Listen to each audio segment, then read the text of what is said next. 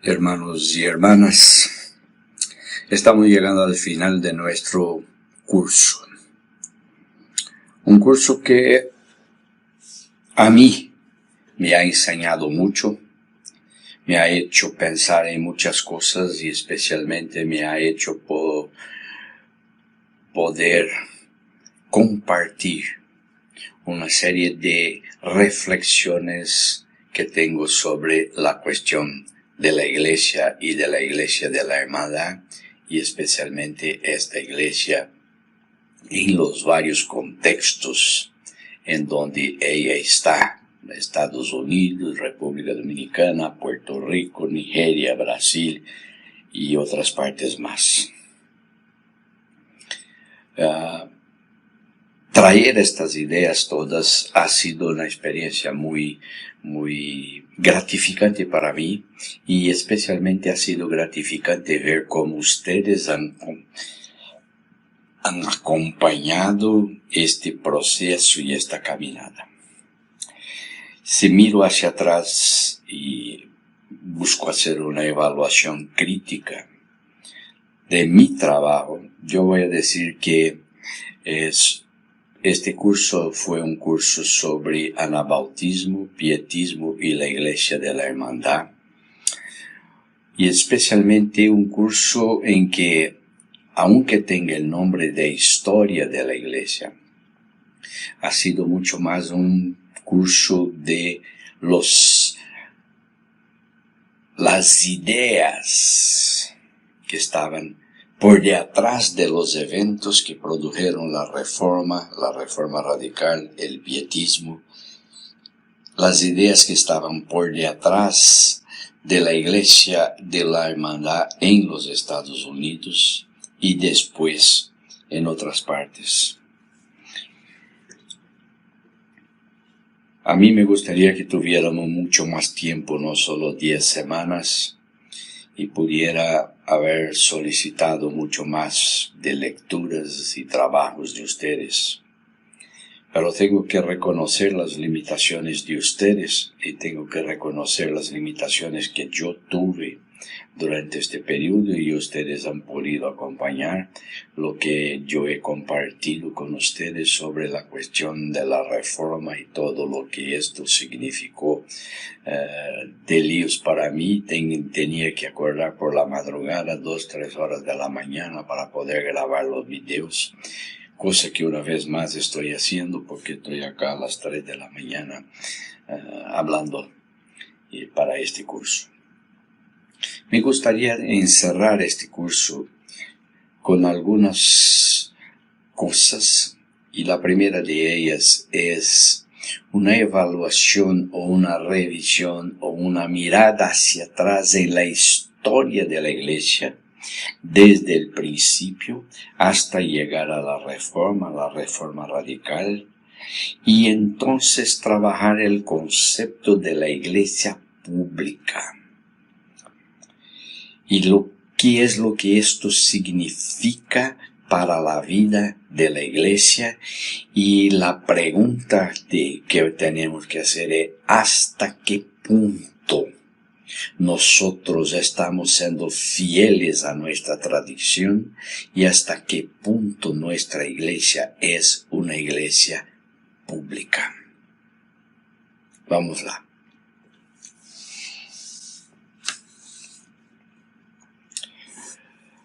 Desde el principio la iglesia enfrenta dos problemas: lo teológico y lo político. El primero, el teológico, es resultado de los filósofos griegos que influyeron los teólogos. La mente griega divide el mundo en dos esferas, la divina y la terrenal. Para Platón, el primero de ellos es el reino de lo absoluto. Lo divino es el reino de lo absoluto, el reino de las ideas. Y el mundo real es el mundo que tenemos a la mano, lo que vemos, lo que sentimos. Estos dos mundos para Platón no se tocan. La realidad nunca va a alcanzar la perfección, porque este es el mundo del atributo divino. Hay una distancia entre el mundo de las ideas y el mundo de la realidad y el mundo divino y el mundo humano. Esto está siempre, dice, separado. Este tipo de dualismo produjo las primeras herejías que la iglesia cristiana enfrentó. El gnosticismo es una de ellas. Las cosas divinas son perfectas, las cosas de la tierra son malas. El mundo visible no fue hecho por Dios porque Él es inherentemente perfecto. O sea, el mundo no puede haber sido creado por un Dios perfecto porque el mundo es imperfecto. Jesucristo no podría ser divino y humano a la vez. O Él era un hombre aprobado por Dios desde su niñez, y de ahí sale el adopcionismo en donde Dios lo adopta como hijo, o era totalmente divino y solo tenía la apariencia física, que es lo que los docetistas van a decir, que Él no se encarnó, no se hizo carne entre nosotros, porque esto sería poner lo divino con materia, y lo divino es perfecto, pero la materia es imperfecta, y por esto no se cuajan las cosas. Y lo único que se tenía en Cristo Jesús era una apariencia de cuerpo. Los primeros 4 concilios de la iglesia cristiana trabajaron esta tensión. Al final la iglesia declaró la unión hipostática, en donde decía que las dos naturalezas de Cristo, la divina y la humana, coexisten en perfección, sin que una fuera más pequeña o más grande que la otra. Esta declaración fue la manera de conciliar ambos mundos, lo divino y terrenal, sin tensión, pero en armonía. La iglesia en este tiempo estaba más involucrada con la cristología que con la eclesiología. No estaban tan preocupadas de ver cómo la iglesia iba a funcionar, pero quién era Cristo. En el proceso histórico, la iglesia comenzó a preocuparse por la dimensión educativa de la iglesia. El desarrollo de la cristología hacia la eclesiología pasó entre 2 referenciales: la pureza o apostolicidad de las enseñanzas y la pureza de la vida de la iglesia provocada por la enseñanza de la iglesia pura. Y ahora empezaba a haber un problema. Los apóstoles tenían la verdad. Y la verdad era verdad en la medida en que se repetía lo que los apóstoles habían enseñado, y lo que habían enseñado era verdad porque era la repetición de lo que Jesucristo dijo.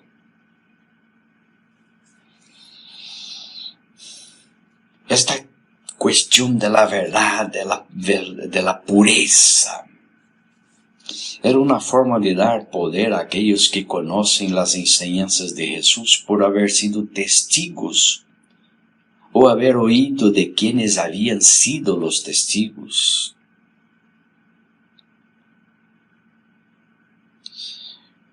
Pero también hubo una manera de conciliar estos 2 ámbitos. Uno puede vivir en este mundo como ciudadano divino, viviendo santamente en medio de un mundo en pecado.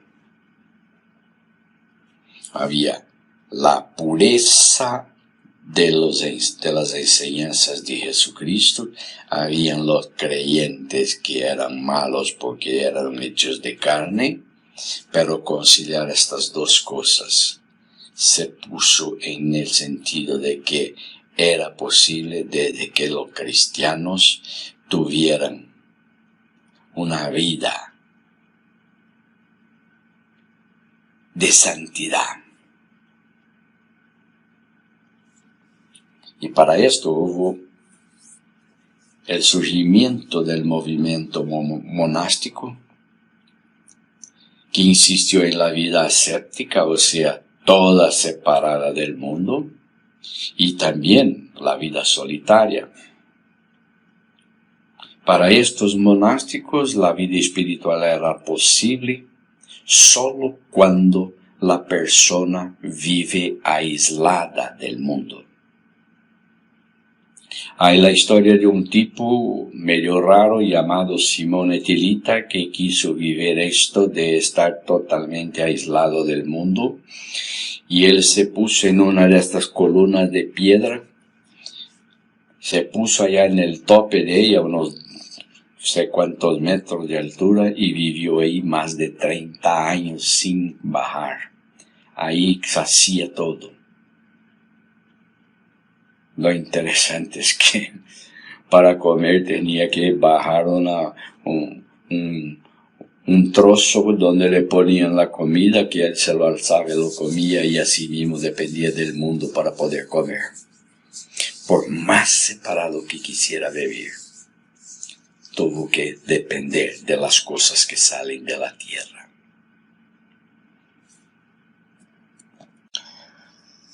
La Iglesia estaba encontrando maneras de combinar lo espiritual con los poderes políticos. La Iglesia romana había crecido en importancia, influencia y poder. El obispo romano ya no era el obispo de Roma, pero cada vez más se hacía el obispo universal, porque era el obispo de la capital del imperio.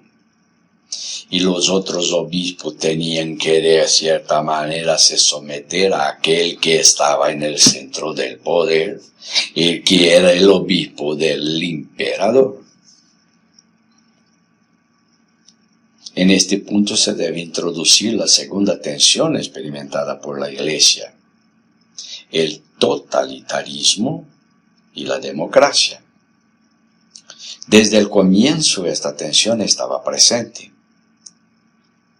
Cuando uno lee el libro de los Hechos con este filtro, es posible que la decisión apostólica para establecer el diaconato era una forma ideológica para mantener y mejorar el poder apostólico. Si al principio aparece como una decisión democrática, pronto se descubrirá que no es cierto. Cuando decidieron que no era justo que nosotros dejemos la palabra de Dios para servir a las mesas, estaban dando una estructura jerárquica. Todos pueden servir a las mesas, pero solo los apóstoles podían enseñar la palabra de Dios. Gente, esto es serio. Allá en el principio empieza a haber esta distinción entre los iguales, pero hay algunos que son más iguales. Y acá me hace recordar el libro de la Revolución de los Bichos de George Orwell. Todos son iguales, pero algunos son más iguales, son más capacitados que los iguales. ¿Cuán distinta sería la historia de la Iglesia si esta decisión proporcionara una selección para elegir quién sería apóstol y quién sería diácono? Si no hubiera esta decisión, la Iglesia sería muy distinta a lo largo de su historia. Los que están en el poder tienen dificultades en la entrega del poder que detienen. Los apóstoles tenían una fuente inherente de poder. Ellos se encontraron con Jesús Cristo personalmente. Hablaron con Él, caminaron con Él. vieron las señales que hizo y sobre todo escucharon las palabras de Jesús y sus enseñanzas. Este conocimiento les dio poder para ser apóstoles y permanecer como tal. Pero la manera de preservar esta posición era repetir los mismos conceptos en varias ocasiones, las mismas frases, las mismas ideas que habían escuchado de Jesús. Y por esto los apóstoles pasaron a tener una función conservadora, una función de repetir lo que se dijo y repetir siempre las mismas cosas. Y acá otra cosa interesante en este proceso. La iglesia primitiva no fue de una iglesia de reflexionar, de producir teología, pero fue una iglesia de repetir enseñanzas. En esta primera fase del desarrollo de la iglesia, la autoridad apostólica fue la clave de la verdad.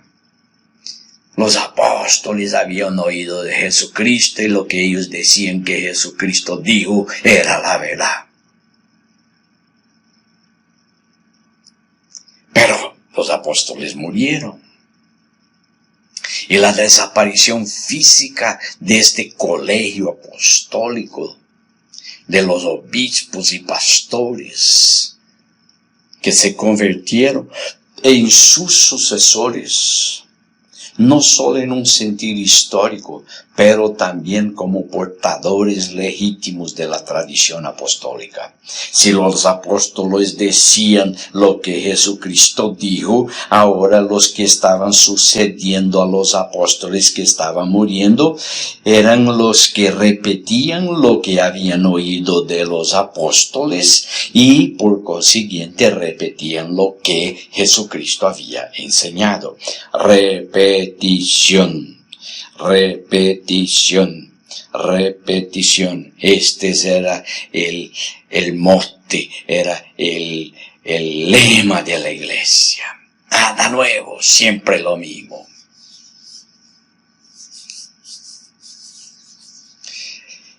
Esta sustitución en la sucesión desde el principio dio al primer obispo de la autoridad que los apóstoles tenían por haber oído la verdad del ahora fallecido.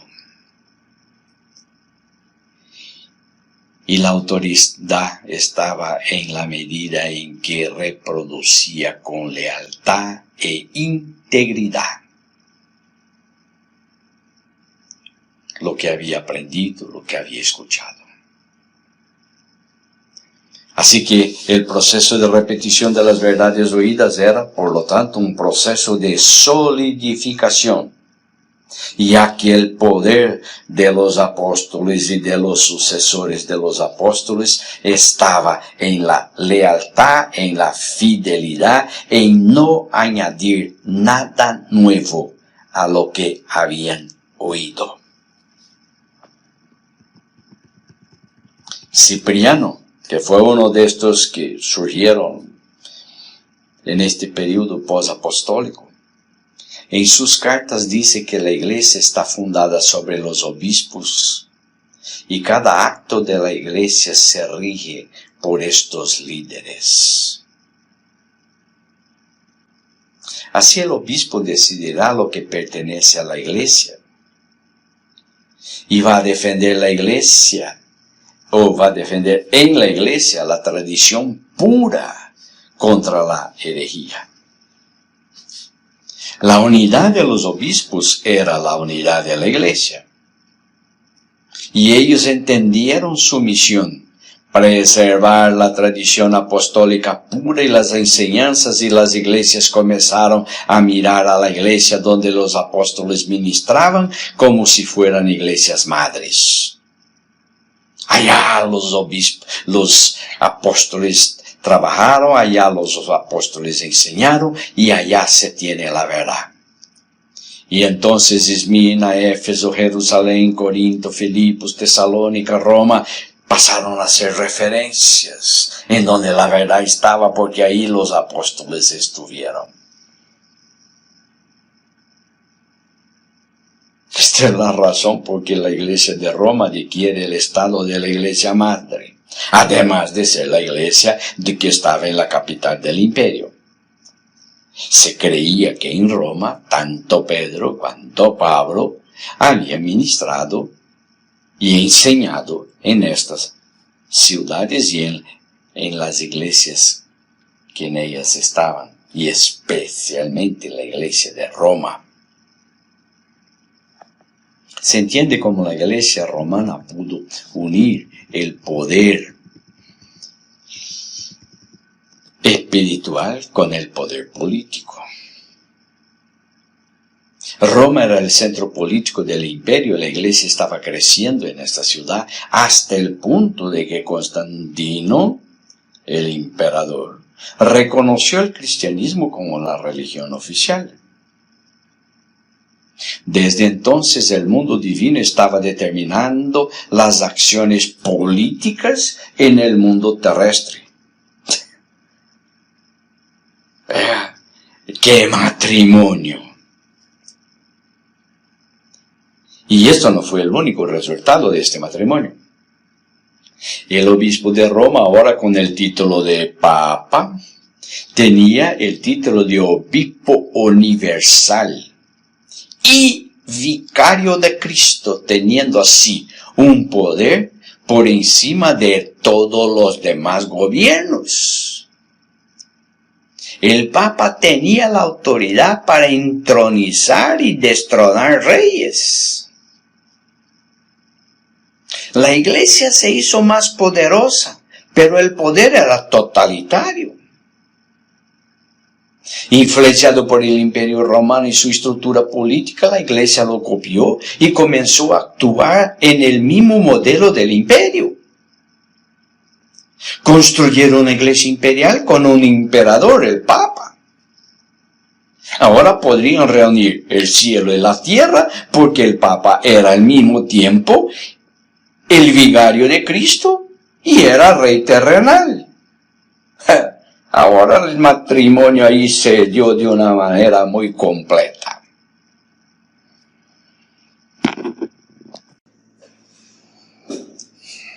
Para llegar a esta etapa, la filosofía griega jugó un papel importante.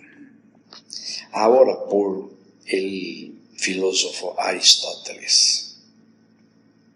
En el siglo XIII se tomó como conocimiento de una versión árabe de la ética a Nicómaco de Aristóteles. Y cada vez más este filósofo dio la referencia teórica a la formulación teológica medieval. Las ideas aristotélicas del ser humano y su capacidad para llegar a la verdad dieron la base para la iglesia romana imperial y para el papado. Aristóteles decía que el hombre había conservado una capacidad parcial para descubrir la verdad. Esta verdad tiene una aplicación universal, porque es verdad, porque es lo cierto para mí y para todo el mundo. Y los conceptos de universal de Aristóteles dieron el trasfondo filosófico de los dogmas cristianos como verdad eterna que se aplica a todas las generaciones y personas. Si el ser humano tiene la capacidad de descubrir la verdad universal, no hay nadie mejor que el obispo de Roma para lograrlo. Porque él tiene poder, porque está en la iglesia más centrada en el poder, donde Pedro y Pablo enseñaron. Así que la verdad absoluta estaba ya en donde estaba el Papa.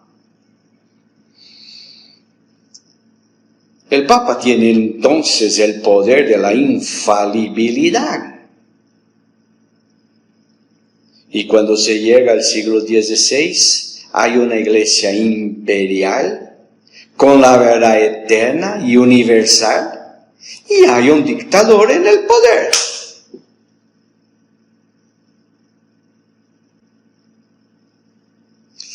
Este era un tipo especial de iglesia pública, gobernada por encima de todos, dando declaraciones y directrices para todos los aspectos de la vida, incluyendo los ámbitos del conocimiento y la determinación de lo que era verdad científica o no. Se metían incluso en la ciencia. Y ahí está Galileo como ejemplo de esto. Esta iglesia imperial creó, utilizó y abusó de la Inquisición para eliminar los que creían distintamente. Cuando bajo la influencia del humanismo los reformadores tenían una visión crítica de esta iglesia, ellos fueron apoyados porque la gente, especialmente los reyes, estaban cansados de este dominio papal imperial. Más que una reforma teológica, la reforma fue una reforma política que dio las bases para sacudir la iglesia romana en su poder político e imperial, y esto ya hemos visto con cierta profundidad en estos estudios que estamos haciendo. Y en este proceso pesó fuertemente la declaración teológica del sacerdocio universal de todos los creyentes que Lutero proclamó. Más que una declaración teológica, fue tomada como una formulación de políticas para promover la democratización, no solo dentro de la iglesia, sino también en la sociedad. Vean lo fuerte que es esto.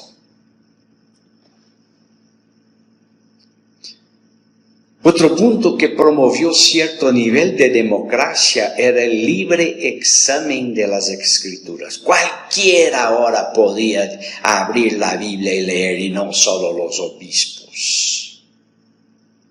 Era la democratización del conocimiento teológico. Era la democratización del acceso a lo que Jesús había enseñado. Sacerdocio universal y libre examen de las Escrituras fueron instrumentos poderosos contra el poder totalitario de la Iglesia Católica imperial y del emperador, el Papa. No es sorprendente que muchos reyes europeos abrazaron la Reforma, así como Constantino allá atrás, que se convirtió más por razones políticas que por convicciones teológicas. Pero hay una ley de la física que dice que toda reacción produce una igual y opuesta. Toda acción produce una reacción igual y opuesta. La Iglesia Católica respondió a la Reforma con el Concilio de Trento, también conocido como de la Contrarreforma. En este concilio, Tomás de Aquino, que era el teólogo aristotélico, fue aceptado como teólogo oficial y por lo tanto Aristóteles como filósofo católico. El mundo estaba dividido. Agostinianos y tomistas, la iglesia platónica y la teología aristotélica. La iglesia platónica acá entendida como la iglesia reformada, porque volvió a los orígenes con Platón. La iglesia reformada propuso la democracia, pero tuvo problemas para ponerla en práctica en sus propias comunidades. Necesitaban apoyo político para resistir a los ataques de la Iglesia Católica Romana y se unieron, por lo tanto, a muchos reyes y gobiernos nacionales, y por esto reproducieron en sus comunidades la estructura de la política actual. Por otro lado, las luchas contra la teología católica produjeron la necesidad de sí tener una apologética teológica, indicando la identidad a través de la negación de la identidad católica. Déjenme poner acá una punto. Construir la identidad por afirmación es un hecho positivo. Pero construir la identidad por la negación de algo que existe, diciendo no somos así, no somos asado, produce una forma muy interesante. Porque este comportamiento es más tendiente a producir la ortodoxia. Y en los reformadores que tuvieron esto, que no querían ser igual a la Iglesia Católica, y sí querían buscar las verdades allá en la Iglesia primitiva, tuvieron que tomar esto de ellos también tenían que hacer lo que los apóstoles hicieron, repetir lo que Jesucristo dijo. Y al hacer esto tuvieron un posicionamiento que era hacer ciertas formulaciones de la fe.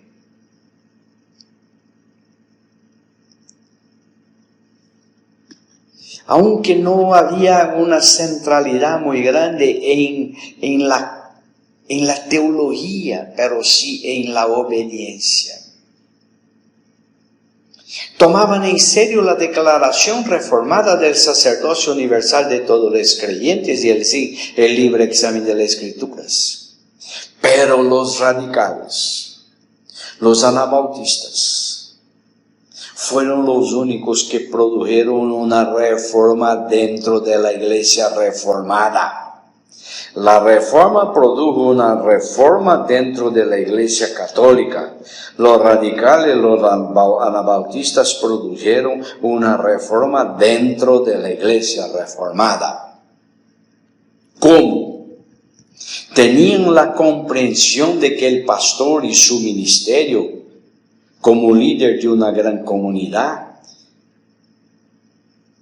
no como líder de una gran comunidad, pero de grupos pequeños, de gente que se conoce íntimamente y se reconoce en la presencia del Espíritu Santo que está con ellos, en medio de ellos, en la reunión de ellos. Y esta comprensión de la iglesia, grupos pequeños de gente que se conoce, que vive junto, que es iglesia casi todo el tiempo, produjo una nueva ola de democracia en la iglesia.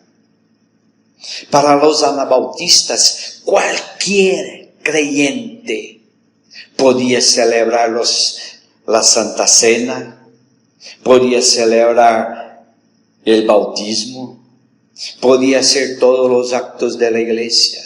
No solo un tipo especial.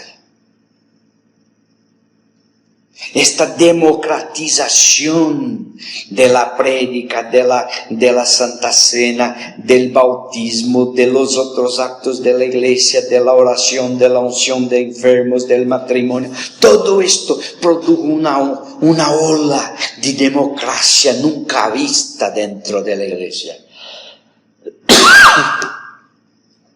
Y nunca la iglesia ha tenido un nivel de poder y democracia como entre los anabautistas. Pero nadie ofrece y nadie regala el poder fácilmente. El mismo movimiento de la reforma radical, sobre todo bajo la influencia del pietismo, produjo algunas interpretaciones teológicas para retener el poder en manos de ciertas personas. Estoy hablando de la doctrina de la iluminación, según el cual el regenerado puede entender la Biblia porque es de naturaleza espiritual y solo aquellos que tienen el Espíritu Santo pueden entender la Biblia. O sea, solo los creyentes, los que aceptaron a Jesucristo, los que nacieron de nuevo, tienen la habilidad para entender la Biblia. Bueno, pero en medio de los regenerados, los que tenían más del Espíritu, los que tenían más iluminación, tenían mejores condiciones de entender la Biblia. Y así los más espirituales podían enseñar la verdad con más seguridad de que los demás. Y esto hace un problema muy serio, porque el Espíritu Santo le enseña a los espirituales, que enseñan a los demás. Hay acción del Espíritu acá, y la acción del Espíritu en la gente que oye, la gente que escucha, la gente que aprende. No hay Espíritu Santo en ellos para que hagan el discernimiento de si las cosas están bien o no. Si pueden hacer este discernimiento de si es lo que está siendo dicho es verdad, ¿por qué no pueden también enseñar?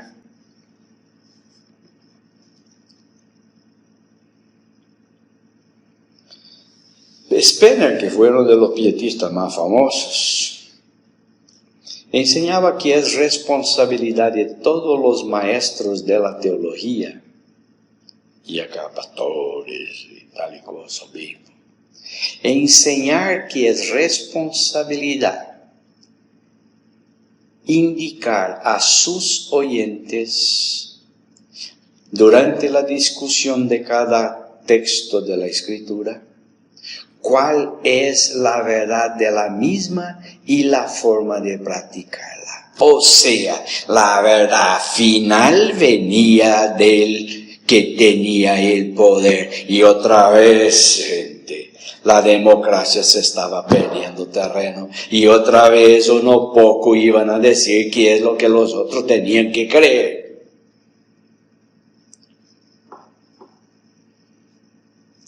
La mirada más atenta puede concluir que desde el principio y hasta hoy la Iglesia ha desarrollado estrategias para retener el poder en manos de unos pocos. Estos pocos son pastores, obispos, apóstoles, maestros, teólogos y así sucesivamente. La democracia dentro de la Iglesia es un asunto de reflexión, pero no es algo de realidad. Lamentablemente.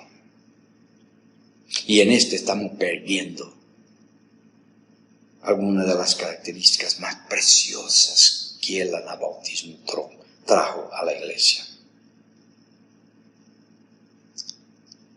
Estamos de nuevo en la concepción platónica de la Iglesia en el mundo. Una Iglesia debe ser democrática.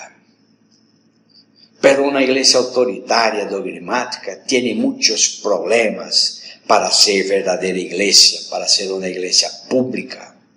Porque la gente que viene se convierte en ayudantes y no en activos participantes de los actos de culto y de la vida de la iglesia. Y por esto se dice, voy a asistir al culto y no participar del culto. Yo voy a ver el culto, yo voy a ver a la misa, pero no participar. Una iglesia totalitaria o semi-totalitaria, donde pocas personas tienen la autoridad para hablar en nombre de la iglesia y determinar lo que la iglesia puede decir, nunca puede ser una iglesia pública. La iglesia con una visión de la praxis eclesial, de una propuesta de teología práctica donde todos pueden participar de la elección de los himnos, de los temas de los sermones, donde cada uno y todos pueden alzar su voz para hacer un comentario a un punto explicado de las Escrituras. Esto es lo ideal, pero no es lo que se ve. Lo que se ve es un cambio, es uno hablando, decidiendo y enseñando y diciendo qué es lo que la gente tiene que hacer. El Espíritu Santo no lo necesitamos en la iglesia. Él es bonito para hablar, Pero no creemos que el Espíritu Santo pueda enseñar a la gente sencilla. Quien tiene que hacer esto es el dueño de la verdad.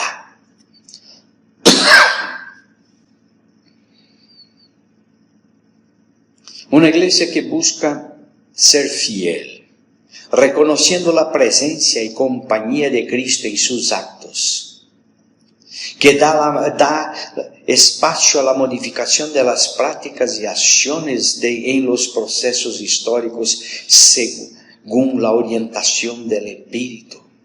Esta es una iglesia verdadera.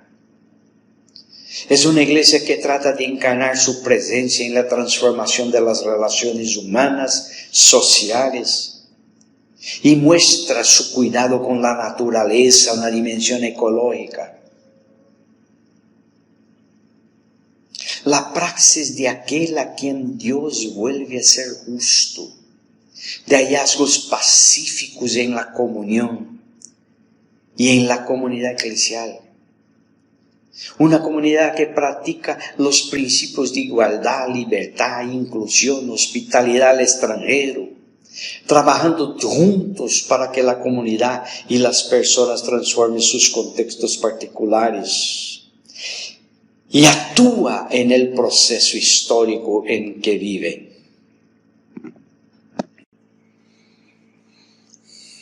Estamos hablando de un tipo de iglesia donde la práctica es que todos tengan igualdad de acceso y cuyo contenido es de interés común para todas las personas, que son, de cierta manera, viven en la comunión, porque utilizan la razón, porque utilizan la persuasión y no la imposición. Hacen las cosas y creen en las cosas no por la fuerza o el engaño. Son sociedades y comunidades en las que la diversidad puede ser incluida y la gente puede practicar el arte del intercambio de ideas, habilidades que son necesarias para el servicio de la vida en público. Si esto es así, la iglesia tiene un problema histórico para ser iglesia pública. Como estoy señalando, la iglesia desde el principio tuvo un comportamiento ideológico con el fin de promover y preservar el poder de unos pocos. Y estaba relacionada con el poder político, apoyando a los poderosos y estos apoyando a la iglesia. Si la iglesia primitiva tenía un compromiso con lo que Cristo enseñó, la iglesia medieval tenía un compromiso con la soberanía de Dios, produciendo una centralidad del poder eclesiástico, una forma de ser visible la soberanía de Dios en la figura de un emperador eclesiástico llamado Papa. Si la iglesia reformada se ha comprometido en redescubrir las enseñanzas de la Biblia, la iglesia que se produjo de esta reforma fue una iglesia confesional, donde se impuso los fundamentos de la fe a sus miembros, sin que en la mayoría de los casos estos tuvieran refletido, pensado y decidido por sí mismos. Fue una imposición de ideas. Una iglesia confesional no puede ser una iglesia abierta, ya que tiene la confesionalidad en su propio nombre y porque una confesión de fe debe ser aceptada por todos sin restricciones y cuestionamientos. Esta iglesia no puede ser la expresión democrática porque reproduce modelos totalitarios. Esta iglesia no puede ser una iglesia pública porque, de alguna manera, ella es también responsable por la injusticia social. Puede que no sea una iglesia pública porque sus teólogos están más preocupados por los asuntos espirituales y no miran hacia las injusticias en la sociedad en donde viven. Hablan de un mundo más allá, pero están ciegos para el mundo más acá. Hablan del reino de Dios allá, pero se olvidan de que el Padre nuestro dice, venga tu reino y no me lleva a tu reino. Es una iglesia para allá, no una iglesia para acá. Es una academia para nos preparar para vivir en el otro mundo, pero no para vivir en este mundo. ¡Qué cosa más rara que es esta iglesia!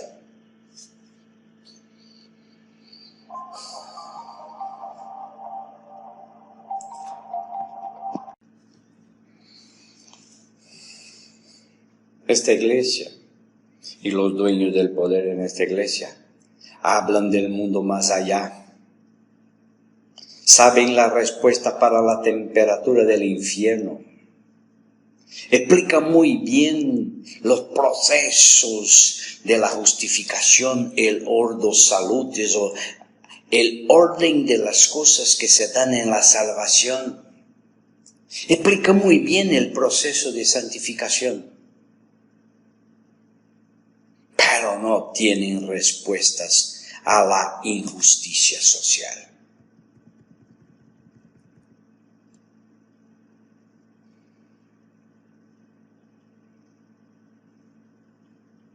Ser iglesia no es un movimiento, una asociación o una congregación religiosa.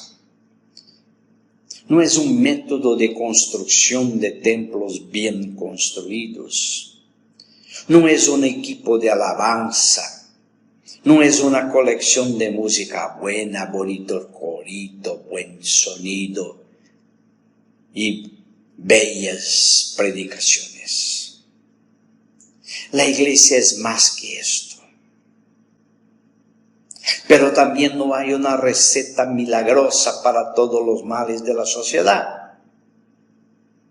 Y por esto la iglesia es algo que se renueva.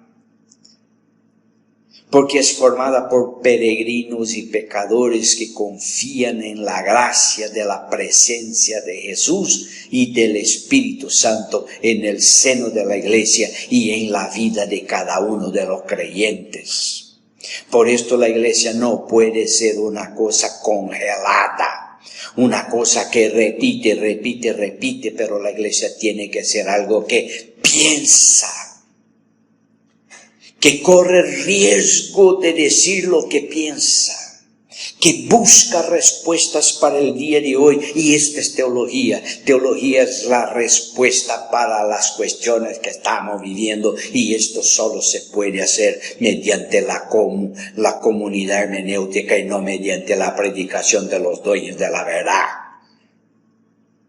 Creo que la iglesia va a cambiar mucho. Y va a ser mucho más cristiana cuando saquen de ahí los púlpitos de los predicadores que domingo tras domingo predican lo mismo. No es utopía, pero es el signo del reino de Dios. No es el reino, pero es una señal. La iglesia no tiene características mesiánicas, se presentando a ella como la salvadora del mundo, pero sí tiene la misión profética de la información, del anuncio y de la consolación.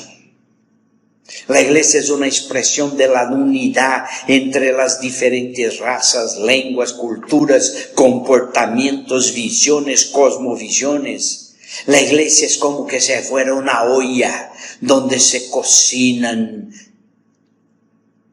muchos elementos para tener una sopa que traiga sustancia y alimentación a la gente. La iglesia no es un grupo de protesta, aunque su vida es una protesta contra la mediocridad, la pereza y la hipocresía de muchos, incluso de los miembros, incluso de los pastores, obispos, apóstolos, o el nombre que les quiera dar. La iglesia no es un grupo especial para gente especial.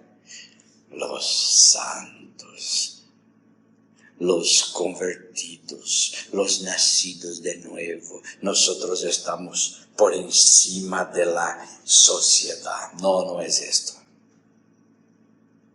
La iglesia tiene que estar mucho más comprometida con el ser humano ordinario, el ser humano que está en la calle sufriendo, con los pobres, con los que están sufriendo injusticias. Y la iglesia debe ir a ellos anunciando el reino y denunciando todas las formas de idolatría, de injusticia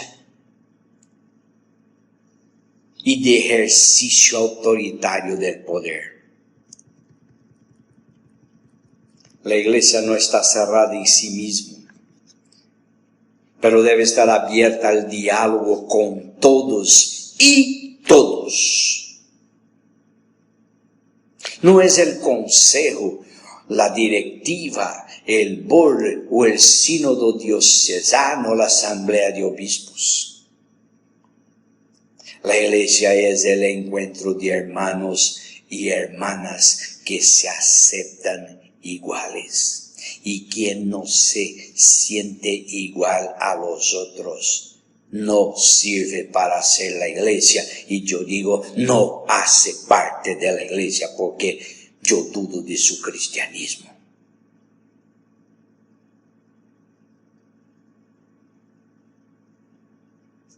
Ella está en el mundo, pero la iglesia no es de este mundo. Ella no niega ni la tradición ni la teología histórica, pero es una comunidad comprometida con la celebración de la palabra de Dios que se da en el estudio, en la práctica y las bendiciones de la obediencia. Para la iglesia la palabra es el alimento natural para todos en sus propios niveles de comprensión de cada participante. No se puede exigir que todos en la iglesia tengan el mismo discernimiento, el mismo conocimiento, pero sí se debe dar a ellos la libertad para vivir según el entendimiento, según la luz que tiene. La Biblia no es propiedad de los protestantes o de los católicos. No es propiedad del sacerdote o del pastor. Tampoco es propiedad colectiva del pueblo reunido en comunidad de fe que es la iglesia. La Biblia está más allá de todo esto. La palabra de Dios no está cerrada ahí. La persona también puede encontrar otra dimensión en nuestras comunidades, la manera de hacer teología. Para estas iglesias públicas, teologizar es crear conciencia sobre la realidad en la que vive. La gente viene a la Biblia para encontrar las luces y así comprender y actuar en donde vive, haciendo teología y llevando respuestas bíblicas y teológicas a este contexto. De este modo, la teología no es un primer acto, sino un segundo acto. No es un primer acto que yo tengo la verdad y se la impongo, pero es un segundo acto, pues es una reflexión sobre situaciones concretas y no hipotéticas. Es una reflexión sobre inquietudes que tengo y sobre situaciones concretas que vivo, buscando una respuesta bíblica para esta esfera terrestre y humana en donde estoy metido. Así la teología se dirige tanto a este mundo como al otro. La teología enseña a vivir aquí y no es principalmente una enseñanza de cómo vivir allá en el cielo. Así es la iglesia pública. La iglesia pública tiene importancia y relevancia en el mundo hasta la actualidad para la transformación histórica. La iglesia no es política, pero es ciudadana. Ella no hace alianza con los poderosos, pero sí con los pobres y necesitados. Ella no actúa como un partido político. Ella no se mete en elecciones, aunque sus miembros lo puedan hacer.